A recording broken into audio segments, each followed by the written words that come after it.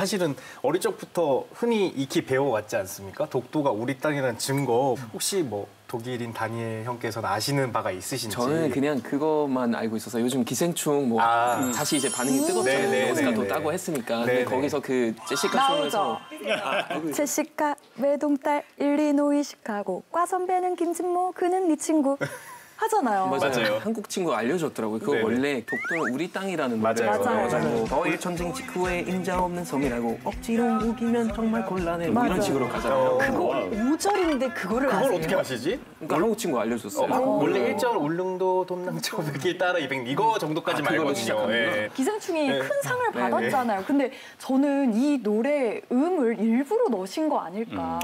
아, 봉 감독님이 다 계획이 있었구나. 진짜. 이 생각을 했어요.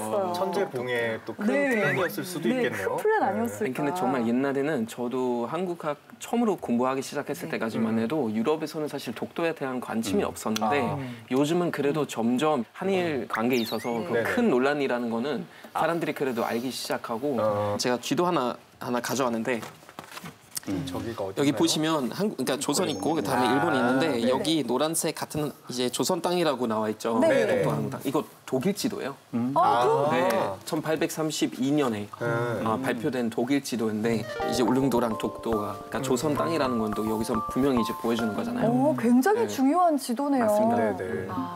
같은 색깔로 같은 색깔로 세종실록에도 섬과 섬 사이가 가까워서 날씨가 좋으면 보인다. 뭐 이런 자료도 있었던 것 같아요. 독도를 우리가 조선시대부터 인식하고 있었다는 증거가 되겠습니다. 대한제국의 칙령에도 이 독도가 포함되어 있었다고 저는 알고 있었거든요. 네, 그렇습니다. 그래서 지금 지식들이 막 나오네요. 공부 좀 하셨네요. 대한제국에서 울릉도에 이제 군을 설치한다. 그리고 그 관할 구역은 울릉도, 죽도, 석도 이 세 개 섬을 설치하게 돼요. 근데 이제 석도가 뭐냐? 돌섬이잖아요. 돌섬. 당시에는 울릉도에는 의외로 전라도의 어민들이 많았대요. 전라도 방언을 보면 돌을 독이라고 발음을 한답니다.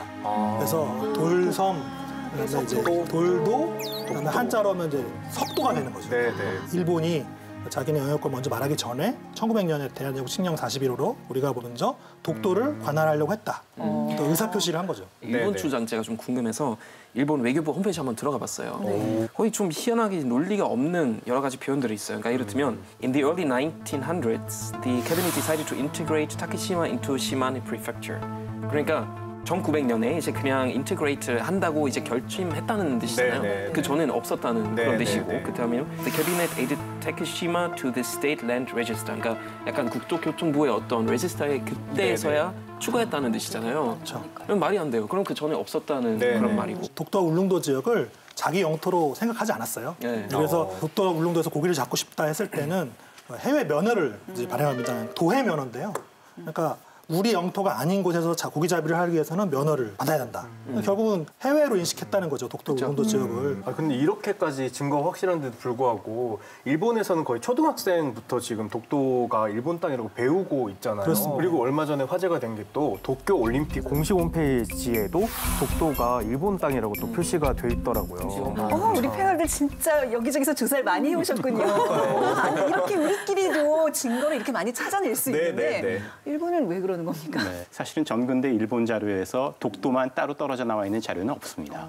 다 울릉도와 독도입니다. 일본이 노렸던 건 사실은 울릉도인데 울릉도는 너무 명확하게 한국 조선의 영토이기 때문에 독도를 떼어내게 된 거죠. 1905년에 일본 내각이 불법적으로 독도를 편입했고요. 그거를 사실은 국제법적으로 공인을 받기 위해서는 내각 관보에 게재를 하고 그래야 되는데 절차를 어떻게 했냐면은 러일 전쟁 중에 편입시킨 사실을 지방신문에 공고했고요. 그다음에 1년 지나고 나서 시마네현 관리들이 울릉도를 방문합니다. 그래서 울도 군수이던 심응택에게 아니 이 다케시마는 우리 거예요 라고 통보를 해서 경악하게 합니다. 아이고. 1년 뒤에요? 한참 뒤에? 아니 근데 이게 뭐 지방신문에 작게 기사를 내고 그냥 이제 1년 뒤에 가서 알리고 이런 거는 자기들 입장에서도 슬쩍 이렇게 진짜 앞발 밀어넣듯이 살짝 들어가서 구렁이 담 넘어가듯이 그렇게 독도를 시네마현에 포함시켜버렸네요. 떳떳하지 않은 거죠. 그러니까요. 캥기는 게 있는 거죠. 그래서 심응택 군수가 중앙정부에 보고하게 됩니다. 그런데 1906년이면 우리가 1905년에 을사늑약으로 유교권을 뺏긴 이유였습니다. 현관부의 지배를 받는 보통체하였기 때문에 별다른 조치를 취하지 못한 채 유야무야 되었다고 볼 수 있습니다. 그렇겠네요, 진짜. 아까 2월 22일 1905년에 시마네 현에 포함됐다고 하셨잖아요. 혹시 그게 다케시마의 날 네. 그날 맞나요? 맞습니다. 아니 그렇게 몰래 해놓고서 대대적으로 홍보한다는 게 말이 돼요? 뭐 그게 제국의 모습인 거죠. 자기들이 한 행위에 대해서 다 합법적이다, 합리적이다라고 생각하는 거고요. 당사국들의 입장 같은 것은 생각이 없는 거죠. 우리도 독도의 날 있어요. 10월 25일? 아까 대한제국 칙령 발표된 날에. 그날입니다. 우리가 10월 25일 더 강하게 밀고 나가야 밀어야 되는데. 될 것 같아요. 네. 근데 자꾸 이렇게 독도 영유권을 주장하는 그 이유가 있을 거 아니에요, 일본 입장에서. 네. 당연히 이제 일제가 패망하고 우리가 이제 다시 광복하면서 당연히 독도가 우리 땅이 됐다고 거의 확신하잖아요. 네. 근데 일본은 또 생각이 다릅니다. 거기 계기가 된 사건이 샌프란시스코 회의인데요.